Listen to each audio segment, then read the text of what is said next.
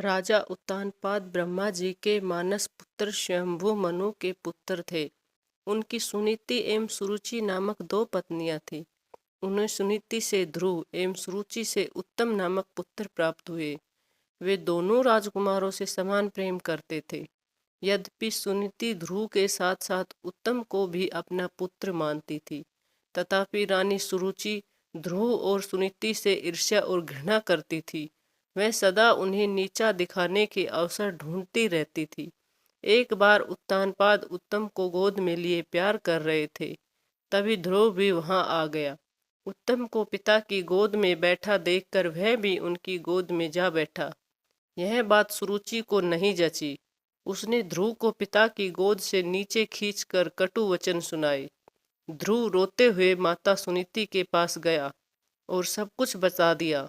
वह उसे समझाते हुए बोली, वत्स, भले ही कोई तुम्हारा अपमान करे, किंतु तुम अपने मन में दूसरों के लिए अमंगल की इच्छा कभी मत करना। जो मनुष्य दूसरों को दुख देता है उसे स्वयं ही उसका फल भोगना पड़ता है।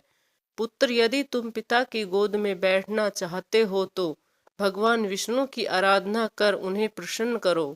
उनकी कृपा से ही तुम्हारे पिता में स्वयंभू मन को दुर्लभ लौकिक और अलौकिक सुख भोगने के बाद मोक्ष की प्राप्ति हुई थी।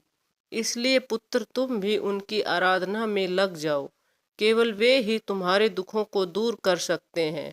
सुनीति की बात सुनकर ध्रुव के मन में श्री विष्णु के प्रति भक्ति और श्रद्धा के भाव उत्पन्न हो गए। वह घर त्याग कर वन की ओर चल पड़ा। भगवान विष्णु की कृपा से वन में उसे देवऋषि नारद दिखाई दिए। उन्होंने ध्रुव को श्री विष्णु की पूजा आराधना की विधि बताई।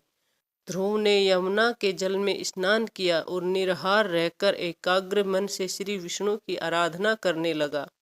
5 महीने बीतने के बाद वह पैर के एक अंगूठे पर स्थिर होकर तपस्या करने लगा।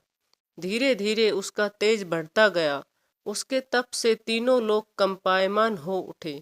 जब उसके अंगूठे के भार से पृथ्वी दबने लगी, तब भगवान विष्णु भक्त ध्रुव के समक्ष प्रकट हुए और उसकी इच्छा पूछी। ध्रुव भाव विभोर होकर बोला, भगवान, जब मेरी माता सुरुचि ने अपमानजनक शब्द कहकर मुझे पिता की गोद से उतार दिया था, तब माता सुनीति के कहने पर मैंने मन ही मन ने यह निश्चय किया था कि जो पर ब्रह्म भगवान श्री विष्णु इस संपूर्ण जगत के पिता हैं, जिनके लिए सभी जीव एक समान है, अब मैं केवल उनकी गोद में बैठूंगा। इसलिए यदि आप प्रसन्न होकर मुझे वर देना चाहते हैं तो मुझे अपनी गोद में स्थान प्रदान करें, जिससे कि मुझे उस स्थान से कोई भी उतार न सके। मेरी केवल इतनी सी अभिलाषा है। श्री विष्णु बोले, वत्स, तुमने केवल मेरा स्नेह प्राप्त करने के लिए इतना कठोर तप किया है, इसलिए तुम्हारी निस्वार्थ भक्ति से प्रसन्न होकर मैं तुम्हें ऐसा स्थान प्रदान करूंगा जिसे आज तक कोई प्राप्त नहीं कर सका। यह ब्रह्मांड मेरा अंश और आकाश मेरी गोद है। मैं तुम्हें अपनी गोद में स्थान प्रदान करता हूँ। आज से तुम ध्रुव नामक तारे के रूप में स्थापित होकर ब्रह्मांड को प्रकाशमान करोगे। इसके आगे श्री विष्णु ने कहा, तुम्हारा पद सप्तऋषियों से भी बड़ा होगा और वे सदा तुम्हारी परिक्रमा करेंगे। जब तक यह ब्रह्मांड रहेगा, कोई भी तुम्हें इस स्थान से नहीं हटा सकेगा।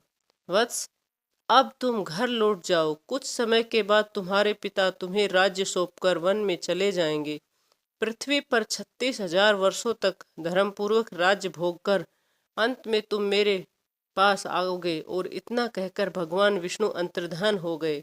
इस प्रकार अपनी भक्ति से भगवान विष्णु को प्रसन्न कर बालक ध्रुव संसार में अमर हो गया।